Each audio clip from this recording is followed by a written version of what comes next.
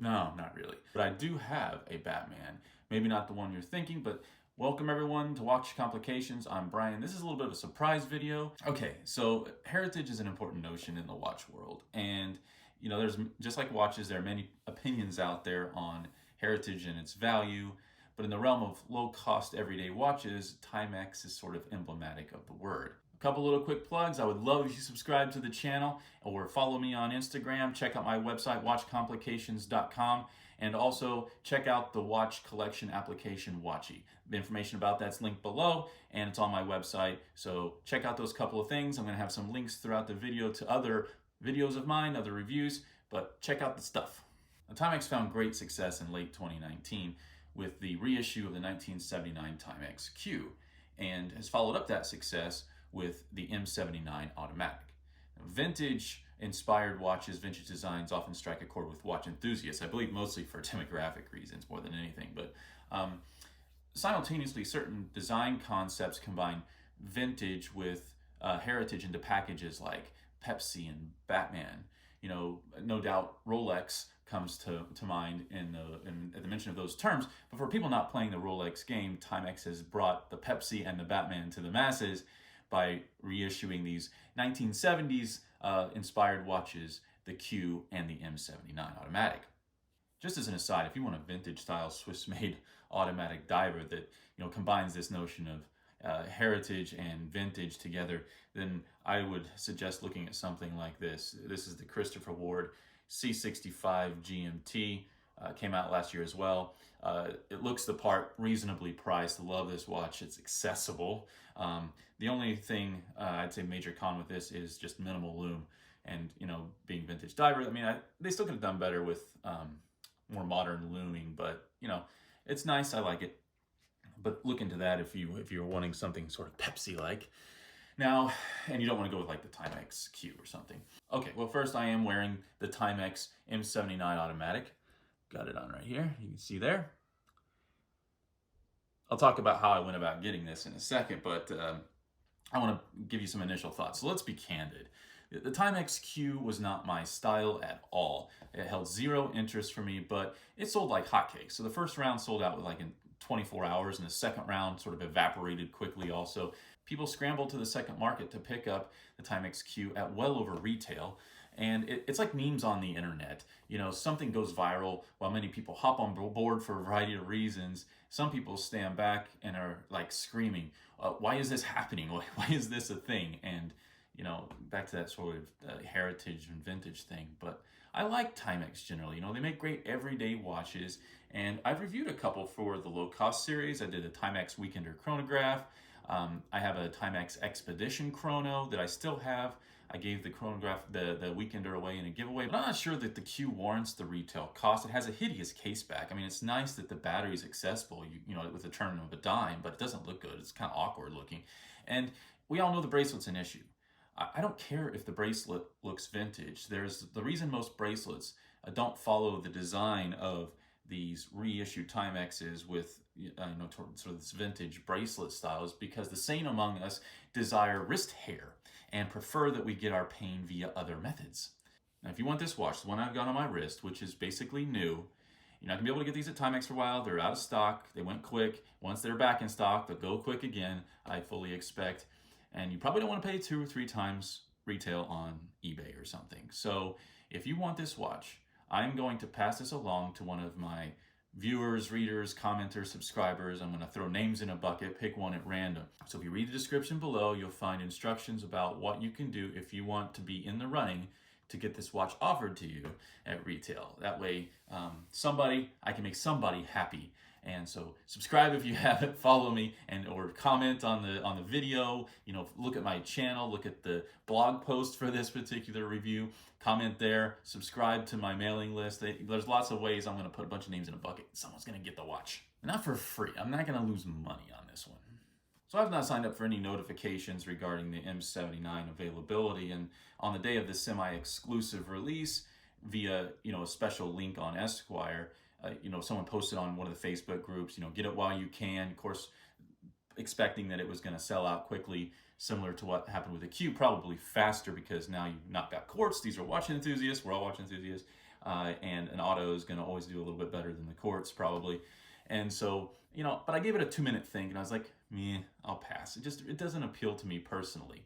And I usually am looking for, if I wanted to add something to my collection, something completely different. So anyway, on my drive to work, I thought about it some more.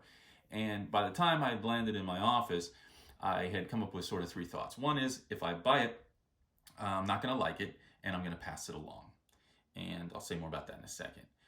The second thing is, it'll make a good review for the channel, right? Why not? This is a hot topic right now. People are loving this. They're scooping it up. You can't get enough of these Timex reissues. There's going to be more. It's the beginning of a series. So I thought, why not review it for the channel? And also, back to that sort of, I'm going to pass it along. I can make a viewer really happy if I either do a giveaway or even if I just pass it along, at cost to me at retail, because you're not going to be able to get one of these for a while. And I have one. And so I'm going to make somebody very happy. I haven't decided yet exactly how I'm going to do this, but someone out there watching this is going to get this watch. Well, a couple hours after the initial notice, the M79 was still in stock. I purchased one, and about 2 hours after that, they were sold out. The Q sold out within around 24 hours. The M79 Auto sold out within somewhere in the 4 to 6 hour range. I wasn't paying attention that much, but well played, Timex. So what we're going to do in the video is we're going to go through the unboxing. I did that before doing this recording, so I got it. I recorded the unboxing, so we're going to do that. Then we're going to look at this sort of the regular view. I'll go cover the specs and the pros and cons. There are pros and there are cons. And then we will do a macro view. One of the nice surprises of this particular watch is the crispness of the dial, actually, even up close. So we're going to do all of that, have some fun looking at this Timex M79 Automatic. Okay, so we just jumped back in time. We're going to unbox this new Timex M79 Automatic. Can't wait to take a look at this. Just got here. I haven't opened the box yet. I saved it for you all. So let me get this cut open. And I'm hoping this box is a little bit smaller, and it is. There we go. How exciting.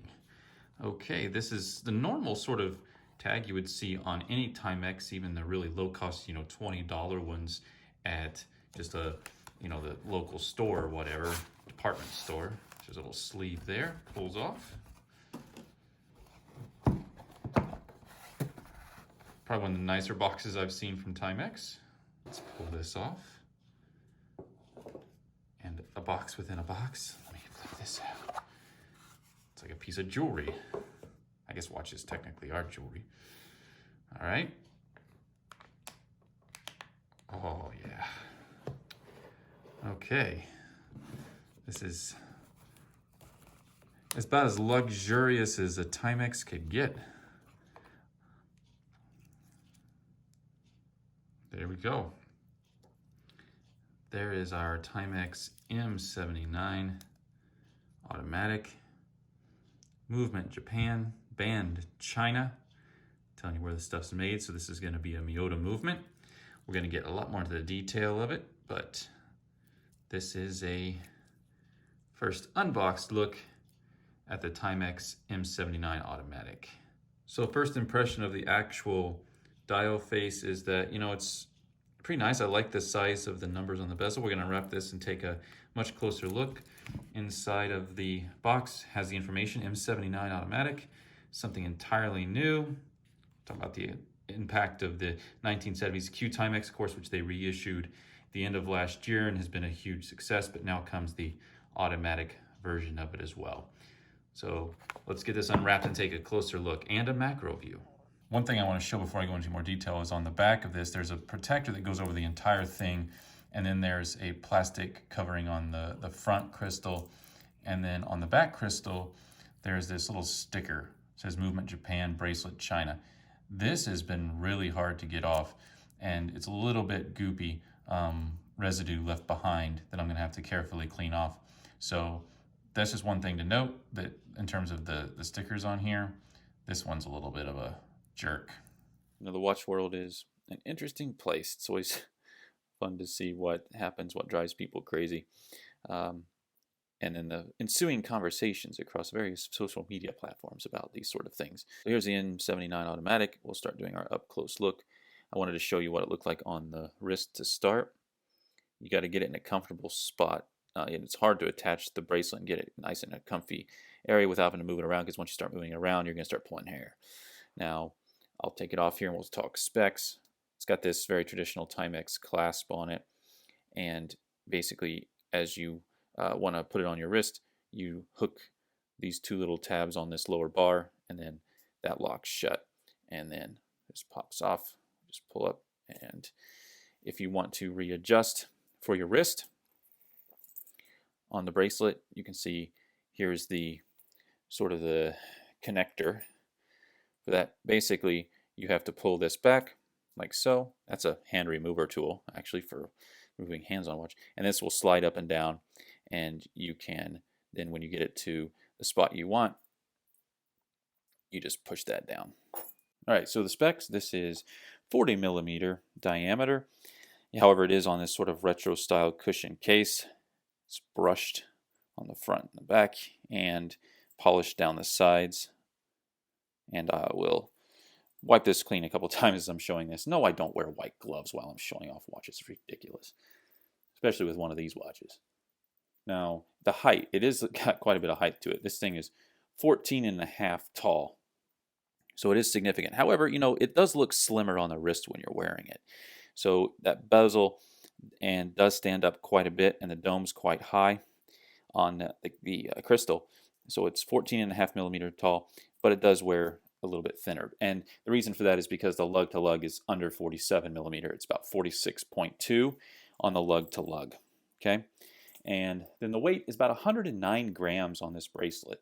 So it feels light, wears slim on the wrist, and at 40 millimeters, it's sized about right, but it can feel a little bit tall. Lug width is 18 millimeter, so it is small. If you want to replace it with another strap, you need an 18 millimeter, and it has to be cut a certain way so that it actually fits nicely in these particular lugs, just the way it's designed. I have taken these off and put them back on, but it is an 18 lug width. The case, again, is a mix between polished and brushed. It is stainless steel. It's not, a high-grade stainless steel like 316L or anything like that, but the bracelet's made in China, stainless steel. Again, that sort of vintage retro design.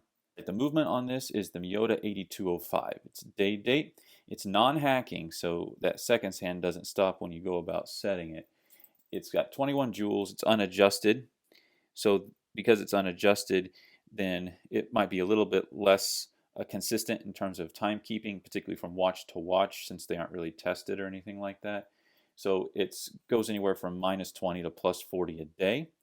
Now, when I put this on my time grapher, it was going between different positions from really 0 seconds a day to +5. It was mostly in that range, but it has a horrendously low amplitude. If you want to know more about amplitude, of course, you could Google it, but I also talk about it in my review on the Atelier Win, so you can check that out on my website where I talk about it, because that watch had a low amplitude as well. I think, if I remember right, it was around 225 or something like that. I can't remember off the top of my head, but this one is really low. It's like around 208, 210. So what that means is it has the potential, particularly in different positions, to be a little bit inconsistent. It's a little bit wobbly. You might think of it like that. And so even if a time grapher is telling you plus or minus a certain amount, it has the potential, at least, to be somewhat inconsistent with timekeeping, thanks to having an amplitude that it isn't in the right range. But it is a 21/6 beat movement, and one nice thing about it, though, yeah, it is Miyota. It's fairly good for entry level, but it also has a 42-hour power reserve, which is a reasonable power reserve for this sort of watch. The crystal is acrylic. Again, when you're thinking about spending almost $300, the retail on this is $280 US. Sapphire doesn't cost that much more, not in bulk. Like, why not just go that little bit of an extra mile? Come on.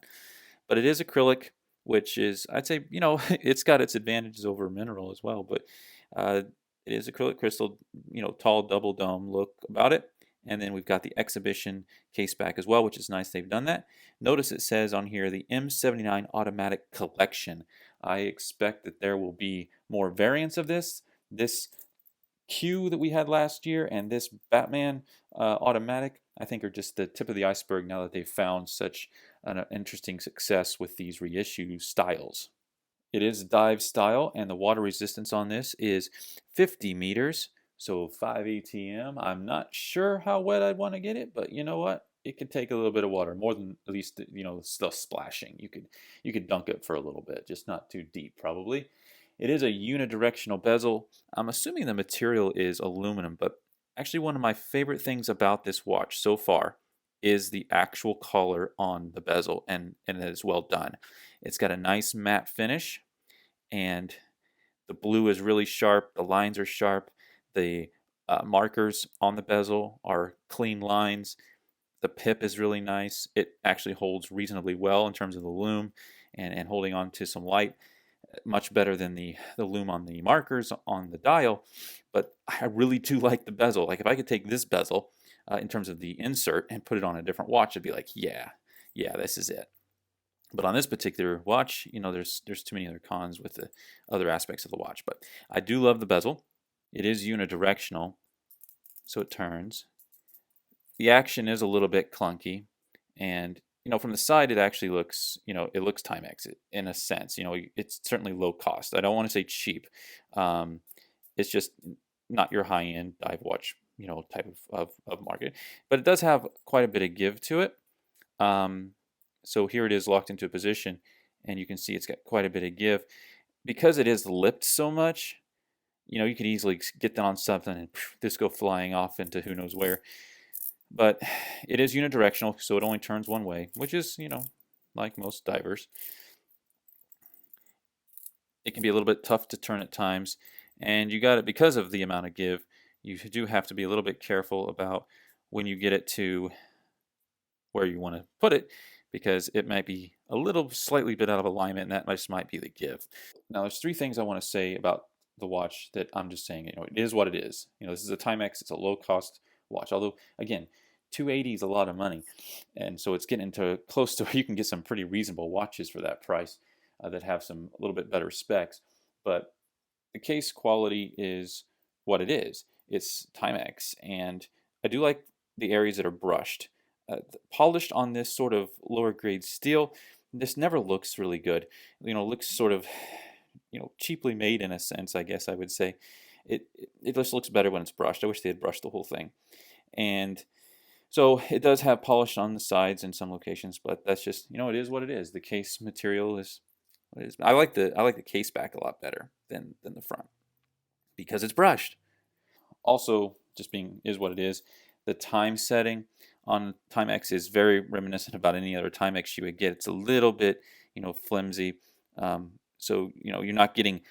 I don't want you to expect if you get one of these that you're going to get a more superior time setting feel about it than you would with another sort of regular Timex watch.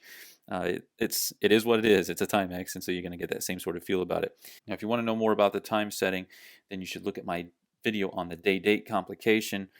But in first position, you're going to turn clockwise. You'll flip the day of the week. Of course, you don't want to do this whenever you're between the hours of, really on this one, I would say between 9 and 3.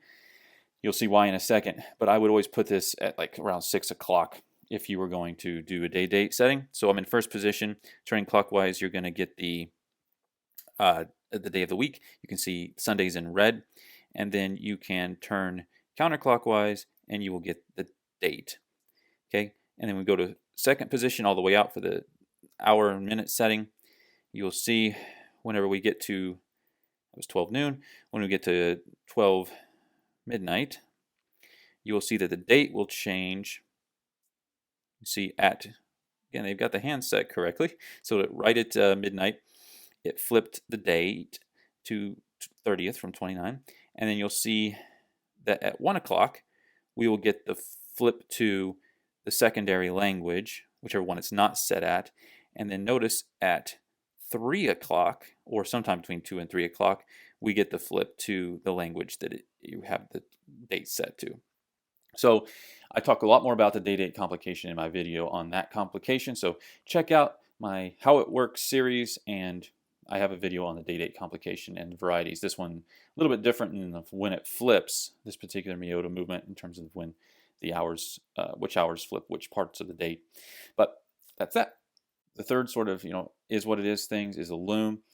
You can't expect that this is, again, a step above some of the other. I've had other Timex watches that have better lume than this. but you'll see pictures of it on my blog post that accompanies the video, linked in the description below. So if you want to see what this loom is looking like on mine, you can check out those pictures on the site, watch complications. The pip holds reasonable light. The markers, they're crisp, they're well done, the lines are great, but again, the loom just doesn't hold on to light very long. You can charge this a little bit and it will fade relatively quickly. So, it is what it is with certain things on a watch like this. You buy a Timex, the case material and polishing, the time setting, and sort of that interaction and the loom, you're just getting what you pay for when you're getting a watch in this range. And what are the cons? Well, the biggest one is the bracelet. This thing is just terrible. I mean, if you're going to pay $300 for a watch, give me a bracelet that's comfortable to wear, or give me just a strap that I can easily replace or swap out with other things if I want to.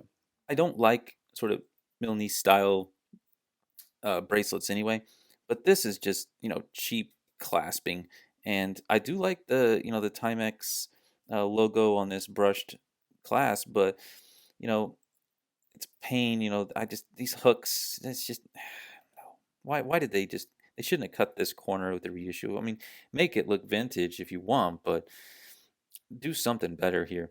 This thing will pull all of your hair out. So if you are full of man hair like I am, then this is just not going to work. I would never keep it on this if I was keeping the watch. Now, I did take the bracelet off, as I mentioned, and just to see if other straps would easily fit. I had a few 18 millimeter leather straps, and the issue is, let me show you another, just as a leather strap here.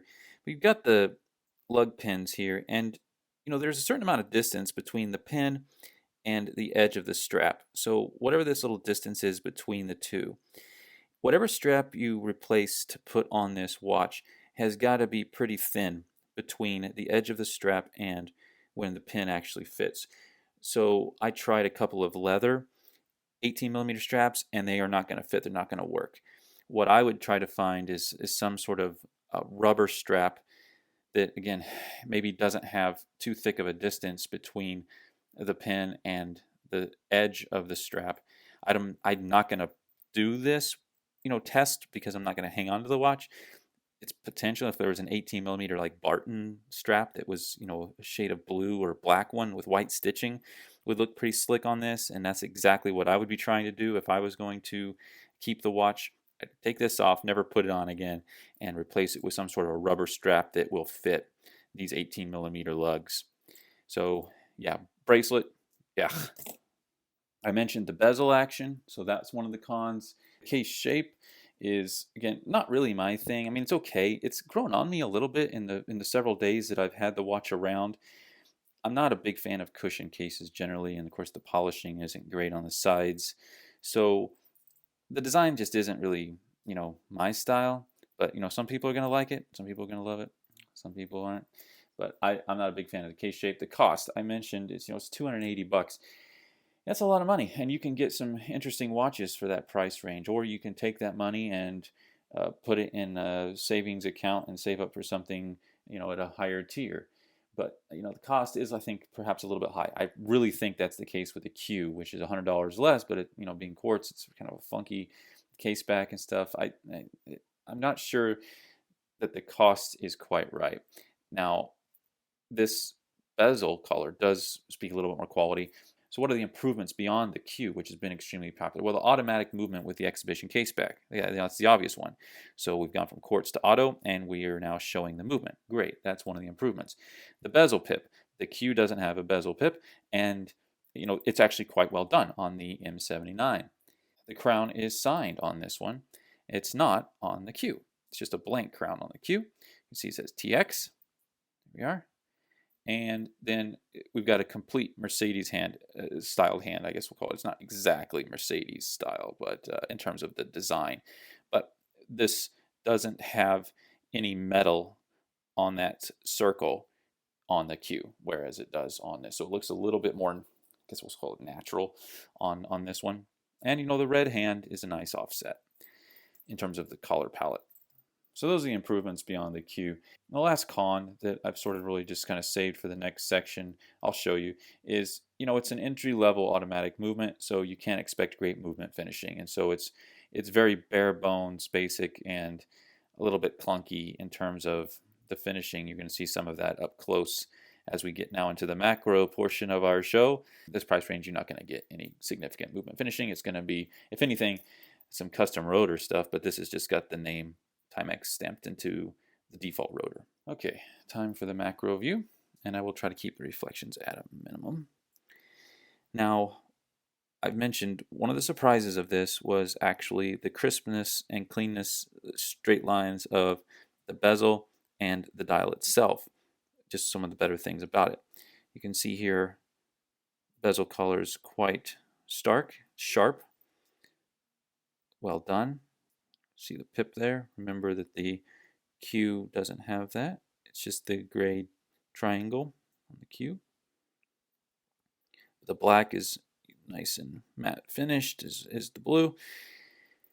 A couple cons about the bezel is, when we get to the side, you can tell it's got that sort of low-cost look to it, right? Along with the polishing. It's got that lip on it, which, you could easily see yourself hooking that on something and snap, off it goes. I do like the domed crystal. It's got that very, vintage look about it. Give me all the views here. Very sharp. I do like the Batman look of this. And really, I think the biggest surprise for me is the actual dial itself. It's very clean, crisp. The printing is great. You can see it's also matte finished.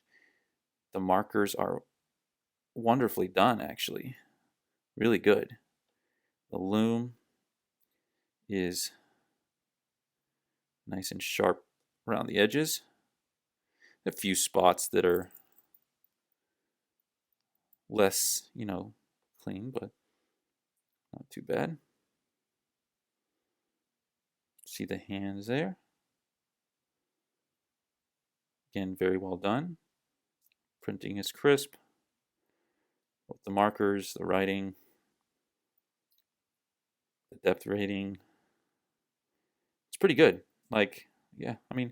Very standard seconds hand.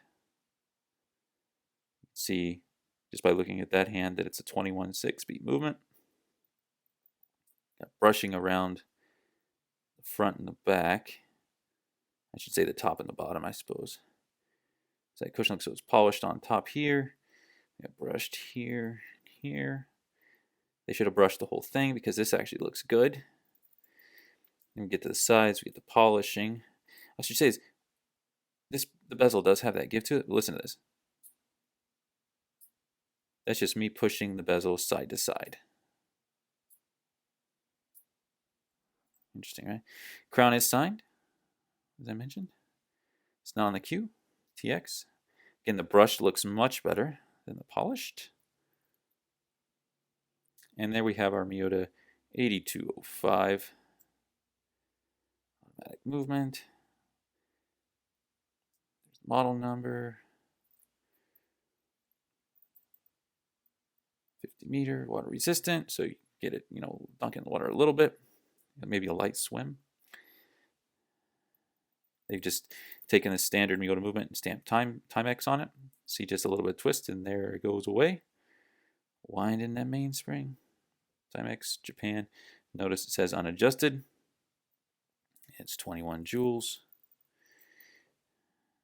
There, 21 joules. There's the balance wheel and escapement. All right. That's the macro view of the Timex M79 Automatic.